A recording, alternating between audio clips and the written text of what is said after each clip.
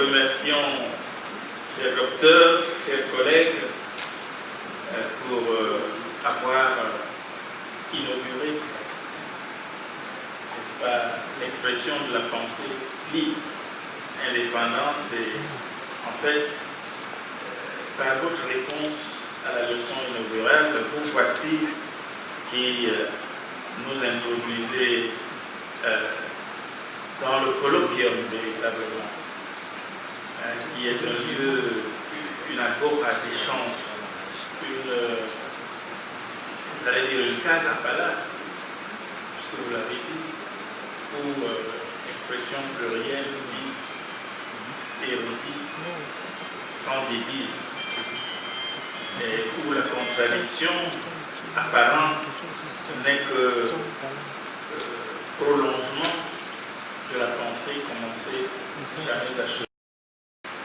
Nous vous remercions surtout d'avoir accepté ce que nous savons, votre capacité d'expression et de démonstration. Nous vous remercions d'avoir accepté d'abréger et de ravaler, n'est-ce pas, tant de choses que vous auriez pu nous dire. Mais le colloque ne fait que commencer et il ne sera pas trop de toute la semaine pour nous exprimer et reprendre la parole. Je voudrais maintenant passer la parole au professeur Nicolas Arbour, n'est-ce pas, qui va lui aussi disposer d'une quinzaine de minutes pour réagir à chaud, parce que nous savons qu'il reprendra la parole, on lui redonnera dans les jours qui viennent, dans les sessions qui viennent. Vous avez la parole. Merci. Merci à toutes les personnes ici présentes pour avoir sacrifié une partie de leur temps. Merci aussi à tous les organisateurs. Et grand merci au président de la République qui a fait en sorte que nous soyons là. Ce dont je vais vous parler, vous savez, c'est le problème de l'argent. Je ne dis pas monnaie parce que monnaie c'est trop technique. Vous savez très bien que, quelles que soient les idées, quels que soient les projets que vous avez, vous ne pouvez pas les réaliser si vous n'avez pas d'argent. Tout le monde rêve. La différence fondamentale entre les êtres humains, c'est qu'il y a certains qui ont les moyens pour réaliser leurs rêves et d'autres en sont privés. Voilà la différence fondamentale. Fermons les yeux et ouvrons-nous, chacun de nous se retrouve avec 100 milliards de francs CFA. Si une seconde, ce que vous allez réaliser, vous ne serez plus la même personne. Vous allez réaliser beaucoup de choses. Mais pourquoi vous et moi, nous sommes comme atrophiés? Parce qu'il nous manque les moyens objectifs, les moyens financiers. Et c'est ce que l'occupant, qu'on appelle le colonisateur, a compris. C'est pourquoi, en donnant l'indépendance politique, a confisqué l'argent, ce n'est pas dit la monnaie. Alors, comme le temps nous est compté, le plan des colonies françaises d'Afrique que nous utilisons, d'abord, nous a fait comprendre que la coopération monétaire nous permettrait d'aller plus vite vers le développement que si nous étions livrés à nous-mêmes. Quels sont les constats après 57 ans d'indépendance politique? Nous constatons simplement que sur 13 et sur 15 pays d'Afrique francophone qui utilisent le plan des colonies françaises, 13 sont PMA, c'est-à-dire pays moins avancés. En 1960, la Corée du Sud avait un revenu par habitant de $690, c'est-à-dire par personne. Aujourd'hui, la même Corée du Sud a plus de 35 000 $ par personne, alors que des pays comme Centrafrique, en un mot, tous ceux qui sont dans la zone franc CFA, avaient en moyenne $1000. C'est qu'il y a quelque chose qui n'est pas vrai. Donc, ici, pourquoi il en est ainsi? Parce que le franc CFA est d'abord d'origine esclavagiste, ensuite d'origine coloniale et surtout d'origine nazie. Je pèse mes mots, je rappelle avec force, le 22 de ce mois, j'ai fait exactement la même conférence à l'université de Sorbonne devant tous les professeurs qui étaient là, j'étais le seul noir, et personne, je dis que personne d'entre eux n'a contesté. Ils ont tout simplement dit, nous sommes désolés. Nous avons honte de notre pays. Donc ici, comme je n'ai pas de temps, je ne vous montrerai pas avec le PowerPoint passé là-bas.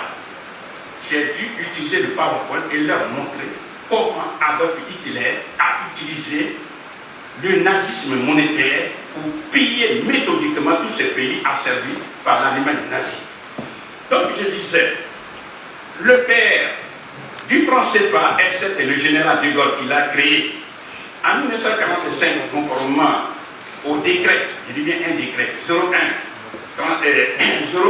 non, au décret 45-01-36, mais est publié donc au journal officiel. Mais le grand-père du franc CFA est Hermann Göring, celui-là même qui a appliqué le nazisme monétaire à tous les pays vassalisés de l'Europe et singulièrement à la France. Donc la France, dès qu'elle a été libérée de l'Allemagne nazie, et surtout avec le concours des Allemands, et non des Africains, eh bien le général de Gaulle nous l'a appliqué depuis 1945 jusqu'à la seconde où je vous parle. Je voudrais dire au passage, tous ceux, il y a certains, hélas, qui défendent le franc CFA, nous disons, ils défendent le franc CFA parce qu'ils sont en état de sous-information. C'est tout ce que nous pouvons dire. Parce que si ça, les vraies informations sur le franc CFA, je sais, ils ne pourront jamais défendre le franc CFA. Donc, quand on regarde le nazisme monétaire qui s'est manifesté en France, eh bien on retrouve le même nazisme monétaire à travers les institutions de la zone franc CFA d'une part et d'autre part dans les quatre principaux. Donc tout ça, ça continue pour nous ce que j'appelais une première partie, c'est le diagnostic, et la deuxième partie, je vais proposer des solutions qui, j'en suis convaincu, si elles sont appliquées, le visage de la France et de l'Afrique va être autre que celui que nous connaissons maintenant. Donc très rapidement, au niveau des institutions, nous avons ce qu'on appelle la conférence des chefs d'État, qui est l'organe suprême, qui a normalement la décision suprême, mais réfléchissons ensemble. La conférence des chefs d'État est sous la direction de la France pour la simple raison que le franc des colonies françaises d'Afrique est une monnaie qui appartient à 100% à la France. C'est une monnaie dite obsidionale, c'est-à-dire une monnaie militaire. Donc, celui qui veut utiliser, ceux qui entrent dans la zone franc CFA, il veut utiliser le franc CFA qui appartient à 100% à la France. Donc il est tout à fait normal que c'est la France qui décide à dernier ressort qui entre et qui sort de la zone franc CFA. Ça c'est déjà un élément. Deuxièmement, c'est la France, et c'est la France seule qui prend la décision de dévaluer ou de réévaluer le franc CFA. En 1994, comme nous dit le Premier ministre Édouard Balladur, c'est la France qui a décidé la dévaluation du franc CFA. Décision qui a été communiquée à Dakar par Michel Roussin devant les 15 pays africains utilisateurs de franc, et tous, ils se sont accroupis. Michel Roussin n'était qu'un ministre de la coopération, il n'était même pas ministre des Affaires étrangères. Donc, vous comprenez que ce sont là des faits. Deuxièmement, nous avons constaté tout récemment, en 2011, lors des venues de Paris, et en 2011, en Côte d'Ivoire et Laurent Gbagbo, lors des venues de Paris, on a fermé sans sommation, sans préavis, toutes les banques commerciales. Alors, vous imaginez, vous êtes un chef d'entreprise, vous voulez retirer de l'argent, la banque est fermée, vous ne pouvez pas retirer de l'argent pour payer les fournisseurs, pour payer les salariés, en un mot, vous ne pouvez pas faire marcher l'entreprise. Vous êtes un ménage, vous voulez aller retirer de l'argent pour nourrir la famille, pour soigner les membres de la famille, vous ne pouvez pas. Bref, on organise un lotus, un chaos économique pour que la population se retourne contre son chef d'État, même s'il est élu démocratiquement. Voilà une arme puissante que détient la France. Est-ce qu'il y a encore des Africains qui contestent cette réalité? Je ne pense pas, puisqu'il y a encore des gens qui n'ont pas compris cette grande leçon. C'est celui qui détient l'arme monétaire, pour ne pas dire la puissance d'argent, c'est celui-là qui commande. Vous savez ce qu'on appelle l'argent est le nerf de la guerre. Nous sommes les seuls au monde sur la terre à n'avoir pas compris ça. Hélas, 1000 fois hélas, je vais continuer. Ensuite, les 3 banques centrales, toujours parmi les institutions, il y a 3 banques centrales, à savoir la BCC, la Banque centrale des Comores, où il y a donc le conseil d'administration comprend 8 administrateurs, à savoir 4 Comoriens et 4 Français. Ensuite, il y a la BCAO, Banque centrale des États de l'Afrique de l'Ouest, où il y a 16 administrateurs, dont 2 Français. Ensuite, il y a la BEAC, Banque des États de l'Afrique centrale, qui comprend des Français encore. Mais l'élément le plus important, d'abord on peut se poser la question, que fait la France dans ces 3 banques centrales, puisque la France n'est même plus membre de la zone franc CFA, puisqu'elle est membre de la zone franc et de la zone euro. Ça c'est déjà un. Mais vous avez la réponse objective, parce qu'elle gère ses intérêts légitimes et on ne peut pas lui en vouloir. C'est à nous et à nous seuls de comprendre que tant que nous allons utiliser sa monnaie, il est tout à fait normal qu'elle soit dans les instances dirigeantes de ces 3 banques centrales. Ensuite, il y a le comité de politique monétaire, c'est-à-dire un organe qui décide la politique de crédit, la politique monétaire. Et là encore, il y a la France. C'est elle, et elle seule, qui a le pouvoir, pour ne pas dire qui a le droit de veto. Autrement dit, le niveau de développement socio-économique qu'il faut imposer aux Africains, tout se décide depuis Paris. Et il ne faut pas être surpris, puisque c'est l'ancienne puissance esclavagiste, c'est l'ancienne puissance coloniale et c'est l'ancienne puissance néocoloniale avec la complicité des Africains que nous sommes. Parce que notre indolence, notre silence est une approbation de ce que fait la France. Ensuite, je continue pour dire, comme si la tête ne suffisait pas, parce que c'est ce qu'on appelle les institutions, il y a les 4 principes qui viennent renforcer ce que les institutions disent. Quels sont les 4 principes?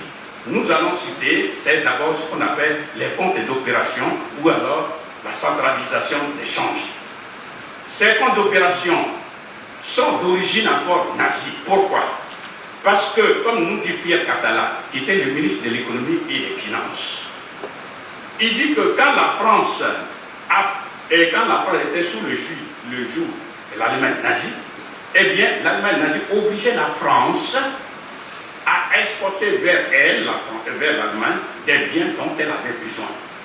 Et au lieu de payer la France, eh bien, l'Allemagne nazie a décidé d'ouvrir chez elle, à Berlin, un compte qu'on appelle, qui est devenu pour nous un compte d'opération.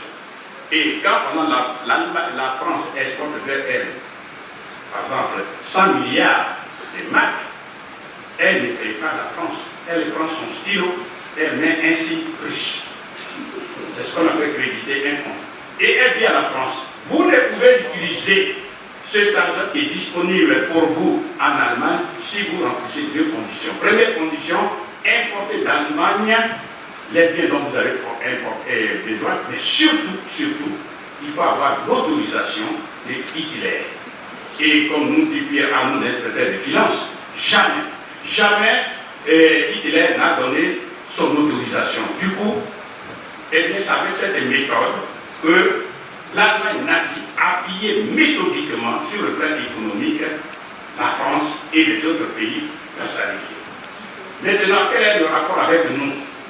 Eh bien, nous citons Jean Boissonnant, qui est un brillant journaliste, mais nous ne le citons pas en tant que journaliste, mais en tant que membre du comité monétaire de la Banque centrale de France, qu'on appelle la Banque de France. Eh bien, il nous le dit clairement qu'avec cette méthode, puisque la France a utilisé la même méthode pour dire aux Africains, nous ouvrons pour vous, les Africains, à travers ce qu'on appelle les comptes d'opération, un compte ici, en France, au Trésor public. Et vous, les Africains, vous devez déposer 100% l'intégralité de tout ce que vous allez gagner si vous vendez à l'extérieur, c'est-à-dire dans le reste du monde. Exemple, si vous avez eu 1000 milliards de dollars, parce que vous avez vendu aux Américains, et les 1000 milliards de dollars sont déposés au trésor public dans un compte que nous avons ouvert pour vous, qu'on appelle les comptes d'opération. De 1945 jusqu'à 1973. Et de 1973 jusqu'à 2005, hier, la France, dans sa générosité légendaire, a dit ne déposez plus 100%, mais déposez simplement 65%. C'est-à-dire que si vous gagnez 100 milliards de dollars, donnez-nous 65 milliards. Et vous prenez les 35 milliards. Et c'est depuis le 20 septembre 2005, toujours progressant dans sa générosité, la France a dit non, vous êtes quand même nos amis, non. Donnez-nous simplement 50%. C'est-à-dire si vous gagnez 100 000 francs par mois, vous prenez la moitié, 50 000 et vous donnez à la France. Voilà le système. Question fondamentale, quelles sont les conséquences logiques? On n'a pas besoin d'être un économiste, mais vous réfléchissez avec moi. La première conséquence logique, c'est la sous-industrialisation de l'Afrique francophone. Pourquoi? Parce que c'est en utilisant les monnaies des autres qu'on appelle les devises que vous pouvez importer, vous pouvez acheter à l'extérieur des biens d'équipement, c'est-à-dire les machines, etc., pour transformer chez vous les matières premières agricoles, minières, minérales et énergétiques qui génèrent de la richesse qu'on appelle les valeurs ajoutées, lesquelles valeurs ajoutées éliminent la pauvreté. Or, depuis 1945 jusqu'à ce jour, vous voyez, donc la France qui ne pouvait pas décoloniser, ça c'est encore un autre débat, si on devrait ouvrir le débat, eh bien, a pris les moyens pour pouvoir bloquer l'industrialisation des pays africains. Deuxième conséquence, il y en a plein, mais je ne vais pas toutes les citer parce que je vais m'appesantir sur les solutions. Deuxième conséquence, il y a ce qu'on appelle l'austérité budgétaire. Le budget, c'est deux parties, d'un côté les recettes, de l'autre côté les dépenses. Puisque vous gagnez 100 000, avec 100 000, vous nous dites habituellement à votre famille, 100 000 moins 100 000 de revenus moins 100 000 de dépenses égale 0. Maintenant, si monsieur est rentré dans un club CFA et qu'il doit prendre 50 000 pour donner à la France, eh bien désormais, sa recette 100 000 moins 50 000 qu'il donne à la France, il lui reste 50 000. C'est avec les 50 000 qu'il va nourrir la famille. Imaginons avec les 100 000. S'il payait 40 000 de loyer, il lui restait 60 000. C'est avec les 60 000 qu'il nourrit la famille. Maintenant qu'il est rentré dans un club CFA et qu'il prend 50 000, parce que c'est un poste budgétaire prioritaire, qu'il prend 50 000 pour aller donner à la France, il lui reste 50 000.